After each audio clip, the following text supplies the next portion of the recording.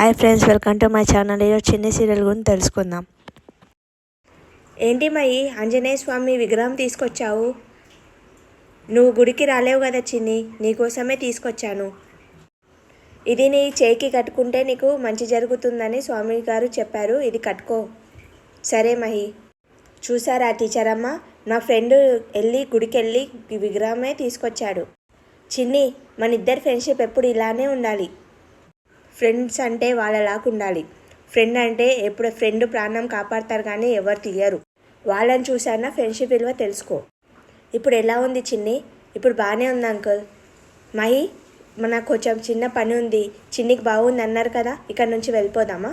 సరే డాడీ. సరే చిన్ని, బాయ్. సరే టీచర్, బాయ్. నాకు తగ్గిన తర్వాత గుడికి వెళ్దాం అనుకున్నాను, కానీ మహియే తీసుకొచ్చాడు దేవుణ్ణి. ఆ దేవుని దైవ నీ మీద పూర్తిగా ఉందన్నమాట. ఎవరి దిష్టి తగిలిందో ఏంటో, నా మర్మరాలకి ప్రాణం మీనకొచ్చింది.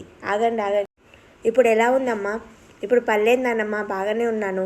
మా అమ్మ నాన్న పక్కన ఉన్నంత వరకు నాకేం కాదు. మేము ఉన్నంత వరకు నీకేం కాదు చిన్ని. నీకేమన్నా అయితే మాకు ప్రాణం విలవిలలాడుతుంది చిన్ని. మా ప్రాణాలు అడ్డేసన్నా నిన్ను కాపాడుకుంటా. చూసావా చిన్ని, మీ అమ్మకు మీ నాన్నకు నువ్వు అంటే ఎంత ఇష్టమో. నీకిట వాళ్ళంటే ఇష్టం కాబట్టి వాళ్ళ కళలను నువ్వు నిజం చేయాలి. తప్పకుండా నెరవేరుస్తాను. కష్టపడి చదువుకుంటాను, వాళ్ళ కన్న కళలన్నీ నెరవేరుస్తాను. సరే, నేను వెళ్ళి వంట చేస్తాను. ఏమైంది కావేరి, ఏమైంది? ఏంటి కావేరి? అయ్యో, రక్తం వస్తుంది. ఒక్క నిమిషం కావేరి, ఏం కంగారు పడకు. ఏం కావేరి నవ్వుతున్నావు? నాకు కంగారు పడకని చెప్పి నువ్వు కంగారు పడుతున్నావు కదా. ఏంటన్నా, అమ్మ నొప్పితో అంత బాధపడుతుంటే నువ్వు చూస్తూకున్నావు. మీ అమ్మకి ఏం కాకుండా దగ్గరుంచి నడిపిస్తాను. అమ్మకు నడిచినా కానీ నొప్పి వస్తుంది నాన్న, అర్థం చేసుకో. మళ్ళీ ఏం చేయమంటావు చిన్ని? అమ్మని ఎత్తుకొని తీసుకెళ్ళు. నాన్నమ్మ, నీకు ఒక మాట చెప్పనా? ఏంటే? ఎంతైనా మీ కొడుకుకి కొంచెం బుర్ర తక్కువ. ఏదైనా నేనే చెప్పాల్సి వస్తుంది. ఏంటి లాయర్ గారు ఇలా వచ్చారు? మీ బావగారు రమ్మంటే వచ్చాను. ఓకే, కూర్చోండి. మహి, తిను. చాలు పిన్ని. నిన్ను రమ్మంది మా కుటుంబం విషయాలు మాట్లాడడానికి కాదు, ఆ బాలరాజు గురించి మాట్లాడడానికి. ఆ బాలరాజు గారు బెయిల్ మీద బయటికి వచ్చాడు. అబ్బే, మళ్ళీ ఏం చేస్తాడో అని నాకు భయంగా ఉంది. వాడు ఏం చేస్తున్నా మనం తెలుసుకోవాలి. వాని వీక్నెస్ ఏంటి అంటే వాళ్ళ కూతురు. వాళ్ళ ప్లాన్స్ ఏమిటో తెలుసుకొని నేను ఖచ్చితంగా ఇన్ఫామ్ చేశాను సార్. Okay sir, bye. అందరిలాగా నాకు అమ్మ ఉంటే చాలా బాగుంటుంది పిండి. అమ్మైనా నాన్నైనా నీకు అన్నీ పిన్నే. పంతులు గారు, మీరు వచ్చారు. ఎవరు రమ్మన్నారు? నేనే రమ్మన్నాను బావా. ఎందుకంటే నిన్న స్కూల్లో పెద్ద గండం తప్పింది కదా మహికి, అందుకోసం.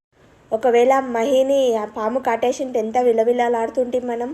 ఒకసారి వాని జాతకం చూపించి వానికి ఏమైనా పర్యాయాలు ఉన్నాయో, దోషం ఉందో తెలుసుకుందామని పిలిపించాను బావా. చిన్న దోషాలు ఉన్నాయమ్మా, దానికి ఏం చేయమంటారు పంతులు గారు?